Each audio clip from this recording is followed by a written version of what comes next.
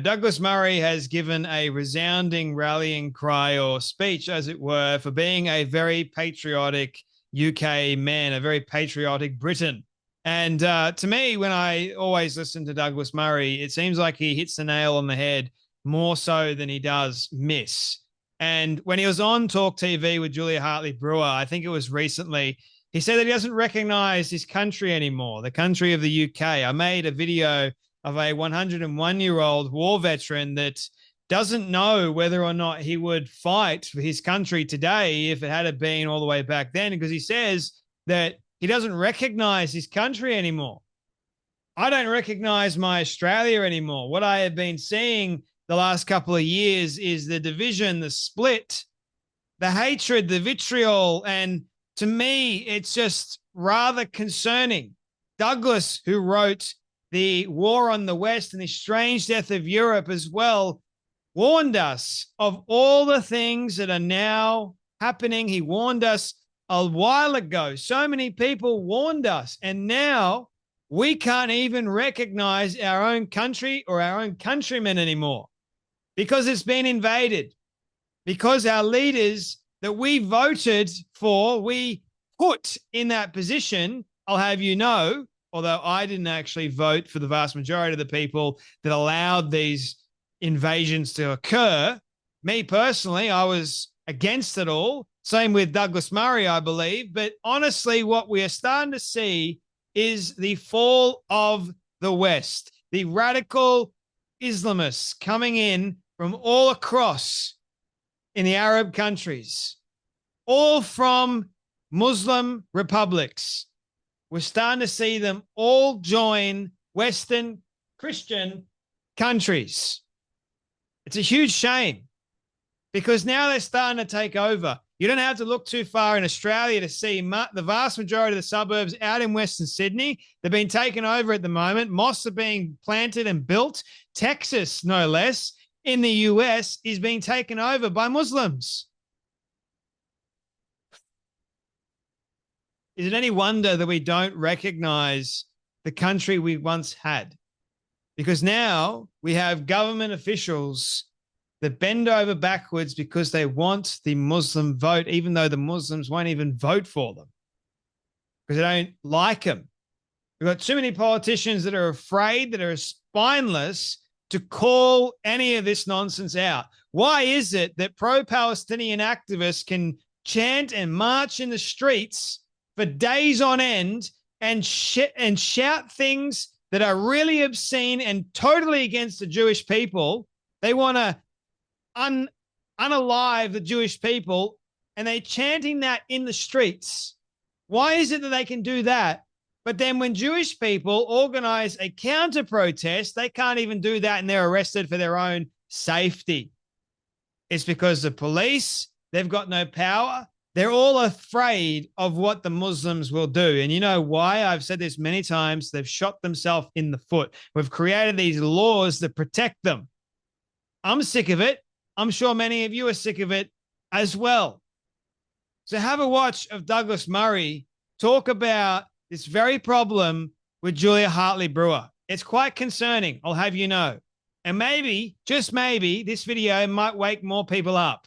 That's one of the things, Julia, that I take away from this. This is why I say I don't recognize our country anymore. I really don't. I don't know why we have given in to Islamists and terrorists. I don't know why we've done it. Why is it that Saturday after Saturday, people parade through the streets of London calling for jihad, praising Hamas, praising terrorists, and clambering over and defiling our sacred war monuments? Why do they get to do that every Saturday, but I can't speak in a theatre on Shaftesbury Avenue to a packed theatre mainly of Jews? Why is it that if you call for violence against Jews day after day on the streets of London, that's A-OK with the Metropolitan Police? But if Jews want to congregate in central London, apparently it's not OK, and we'll have to retreat to another venue. I'm not a victim here, and I'm not claiming any victimhood. I don't believe in that. I don't care. I'm not going to shut up. I'll continue speaking. This is my country. London is my city, and I expect to be able to do what I want in my city. But why is it that we have Hamas supporters and all these others who defile our monuments, defile our country, hate our countries, literally spit on our country week after week, but you're not allowed to show solidarity with the Jews or with Israel. It's a despicable situation, and it's come about because of a generational cowardice by politicians of all parties and by the Metropolitan Police and others. I think it's appalling, because I know one thing for sure, Julia. The people who hate the Israelis, the people who hate the Jews, the people who we're watching at the moment marching through central London, they hate Britain as much as they hate Israel. It's just that Britain is first. We're all going to be next. So I'd say stand up in whichever way you can. And if you're an usher in a theatre, well, you know, do your darn job. It's what you're employed for. But the idea that we have to keep giving in, and that this society, of all societies, Julia, we used to be a resilient society in Britain. The country we were brought up in, our parents' generation, our grandparents' generation, were resilient people. We don't have to show that much resilience these days. We just need to show a bit of backbone. Where is it, Britain? Generation of cowardice, actual cowards, ladies and gentlemen, that have allowed this to continue for far too long. And the problem is we have a bunch of weak people that are too afraid to say anything. And if you do say something, it's considered blasphemy now in the UK. Douglas Murray has been speaking about this for a very long time. And finally, people are starting to wake up. But is it too late? Gee, I hope not. I really do hope we're not too late to try and save not only the UK, but Australia. Because Albanese just keeps on letting in immigrants. And this problem that we've got in India versus Pakistan at the moment, that's going to escalate even further, and you're going to have refugees. And of course, compassionate Australia, come on in. You don't know who you're letting in. A vast majority of them happen to be T-word organization sympathizers. We've already let in a vast majority of them. This is my country of Australia. I was born here. I was raised here. I love this country.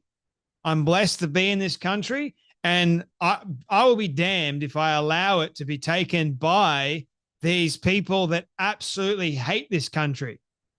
There's an old saying, you don't love it, leave. If you don't love this country enough to be patriotic and allow, I'm all for protests, right? But the moment you chant things against this country or against other people, you don't deserve to be here anymore. You really don't. It's sick. It's disgusting. And two wrongs at the moment, two wrongs, or as a two-sided system, they can commit as many wrongs as they want. But if a Jew were to commit one wrong, they get arrested, they get charged. I know two wrongs don't make a right, but we're not doing anything wrong. They're doing everything wrong. And yet they somehow get away with it. Two-tier policing system. They're too afraid to do anything because they know what would happen. It's sick. I'm getting sick of it. The depravity. The reason why I've been speaking out about this is because it's an actual problem, man. It's an actual problem. And we need to do something about it.